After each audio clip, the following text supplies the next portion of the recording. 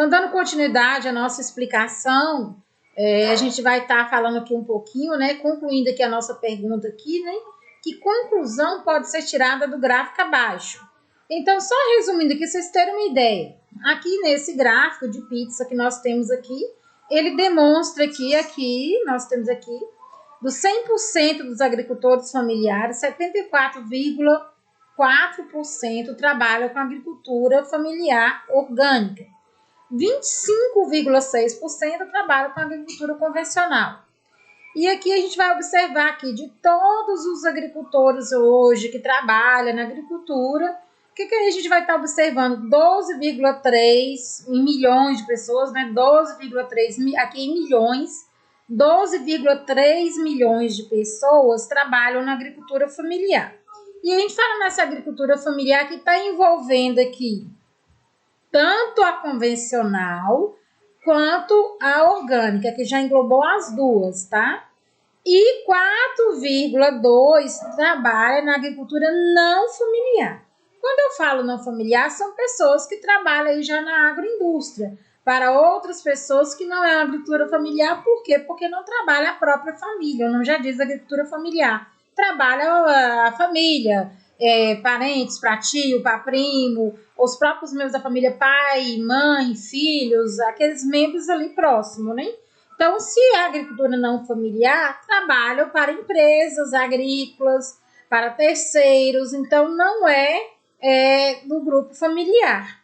E 12,3 milhões trabalham em grupos familiares, dando continuidade. Já a questão 3 nossa aqui, que vem aqui falar mais uma vez sobre a agricultura familiar, ela vem aqui falar para nós, desculpa, deixa eu estar retornando aqui, que eu subi demais. A agricultura familiar ganha cada vez mais importância no mundo. O ano de 2014 foi considerado pela Organização das Nações Unidas como o Ano Internacional da Agricultura Familiar, a IAF, fruto da iniciativa de movimentos sociais do campo com apoio de vários governos, inclusive do Brasil. Ou seja, que tem várias afirmativas com relação à agricultura familiar. A partir das afirmativas, você vai deduzir ou vai relacionar com o que eu falei, com o texto acima, com esse gráfico, e dá para vocês deduzirem, e vocês também podem estar pesquisando na internet, também para vocês concluírem aí, não é proibido vocês estarem pesquisando, podem estar me perguntando, estou à disposição sobre esse assunto. E a letra A vem. A agricultura familiar é responsável pela maior parte da alimentação básica do dia a dia do brasileiro. Mas como a produção brasileira de gêneros alimentícios não é suficiente, é necessário importar a maior parte dos alimentos consumidos no Brasil. Você vai deduzir, pelo que falou no texto, não acabei de estar falando aqui para vocês, verdadeiro ou falso. B. A agricultura de base familiar tem se destacado principalmente pela exportação da maior parte dos produtos agropecuários das lavouras brasileiras. E aí você vai avaliar mais uma vez.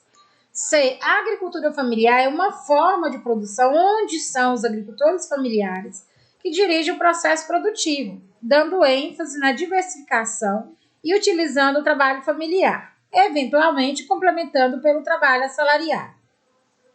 Com a modernização da agricultura, os agricultores familiares não têm problemas com o cultivo do solo, com a produção de alimentos e com a comercialização, competindo igualmente no mercado com os grandes produtores de grãos. E aí vocês vão analisar mais uma vez, nós estamos falando de pequenos produtores rurais, pequenas famílias que trabalham com a agricultura orgânica, e se o que vem falando aqui está de acordo com o que nós falamos até agora sobre a agricultura familiar. E agora nós vamos passar aqui sobre o assunto problemas de perspectiva do urbano, especificamente sobre o processo de urbanização. E aqui a gente vê um texto aqui falando sobre o processo de urbanização. Nós, em aulas anteriores, nós falamos sobre os conceitos principais de cidade demográfica, taxa de fecundidade, taxa de natalidade, crescimento vegetativo. E o texto vem, crescimento urbano, segundo George Martin, agência FAPESP. A humanidade terá que lidar com a duplicação das populações urbanas na África e na Ásia até 2030. Adverte o Fundo de População das Nações Unidas um fato. No relatório da situação da população mundial de 2007, o relatório destaca que, ao longo das próximas décadas, a população das cidades africanas e asiáticas dobrará. As consequências desse crescimento serão de ordem econômica, social e demográfica e poderão ser positivas ou negativas, dependendo das políticas adotadas pelos governos. O relatório vai contra o que o senso comum geralmente apregoa, que a urbanização é inerente e prejudicial, que a migração rural-urbana deve ser controlada, que o crescimento das cidades, inevitavelmente, significa danos ao meio ambiente e que os pobres são um fardo para a economia. Ou seja, nós temos um documento aqui, um relatório, e infelizmente, né, vai contra muitos assuntos aí, que até então a gente tem o seguinte, que a taxa de natalidade vem reduzindo em vários países do mundo, porque as mulheres reduziram a taxa de fecundidade. As mulheres foram para o mercado de trabalho, as mulheres ampliaram o prazo, o período do seu casamento, os métodos contraceptivos, as políticas públicas que o relatório vem falando aí, de investimento em saúde, educação, políticas públicas contraceptivas, isso tudo fez com que vários países do mundo conseguissem reduzir aí a quantidade da taxa de natalidade de seus países. No entanto, alguns países da África e da Ásia, no relatório, vem falando aí, no relatório não, na reportagem, que vai duplicar, vai aumentar a sua população. E é preocupante, né? E aí o texto vem aí falar, né, que ele é contrário, uma vez que eles falam que o crescimento, aqui vem falar assim, o relatório vai contra o que o senso comum geralmente apregou. O que é o senso comum? O que a gente fala no dia a dia, que passa de geração em geração, que as pessoas comentam, que a urbanização é inerente e prejudicial, ou seja, o que o senso comum fala? Que a urbanização não prejudica, que o crescimento das cidades não vai prejudicar em nada, que no caso é o caos, que pode crescer, que não tem problema. Ele é contra isso, né?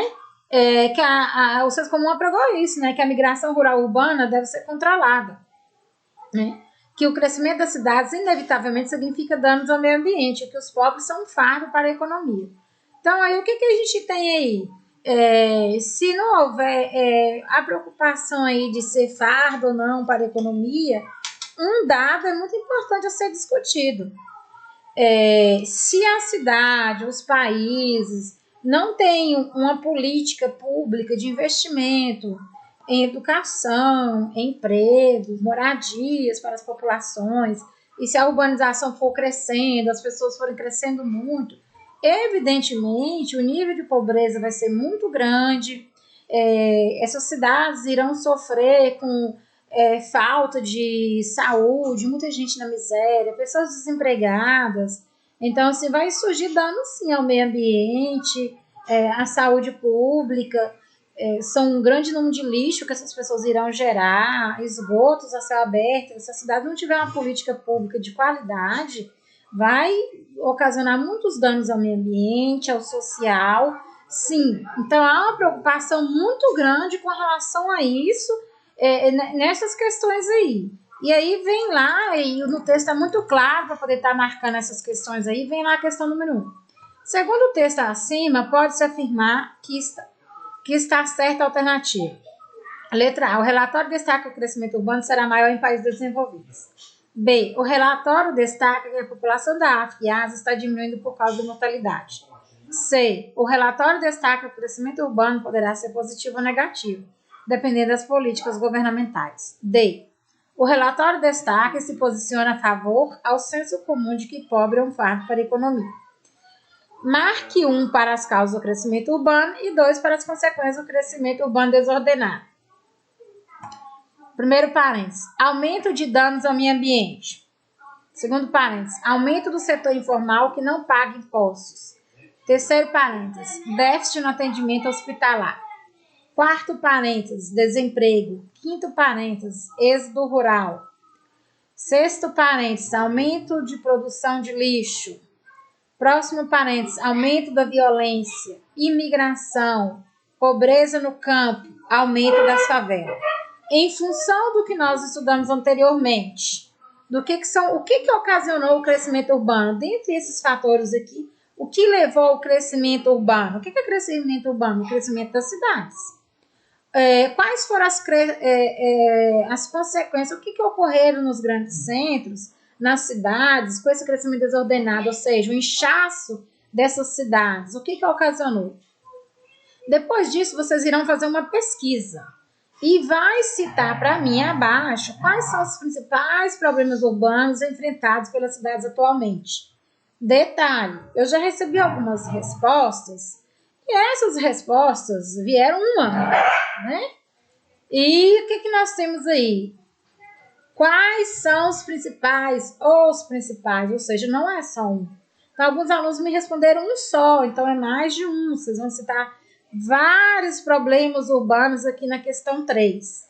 Então, aí vocês façam com carinho, façam com cuidado, podem pesquisar na internet, nos livros de vocês, estejam à vontade para pesquisar, podem perguntar, estou à disposição de vocês no Conexão Escola, estou à disposição no grupo do WhatsApp, postem as respostas de vocês pelo Conexão Escola.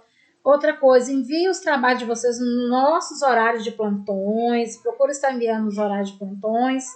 Por que eu falo isso? Porque geralmente vocês me enviam em outros horários, eu posso não estar vendo, não estar acompanhando e a gente se perder. Se vocês possível, faça o possível, lógico, eu sei que tem alunos que têm acesso à internet, tem acesso aos seus dados móveis, mas é à noite. Mas quem puder, faça essa forcinha, está enviando os horários de plantões, quem puder, claro, né? Eu sei da dificuldade de todos vocês.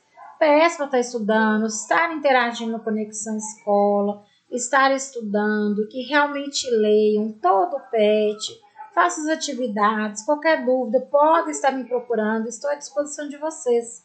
Espero que realmente tenha ficado alguma coisa. Se eu explico rápido, eu sei, a gente pode estar voltando, a gente pode estar gravando outro vídeo explicando mais detalhadamente. E aí vai ficando mais claro à medida que a gente volta, explica, grava novamente, vai explicando. E qualquer dúvida, se não ficar claro, é só voltar, perguntar, a gente manda um áudio. Se vocês não entenderem, a professora grava um áudio aqui sobre tal e manda para mim e a professora vai estar enviando. Então, um abraço, fico com Deus e que espero que vocês tenham entendido. E esse é o objetivo, que vocês aprendam e que dê tudo certo. Beijo, até a próxima semana.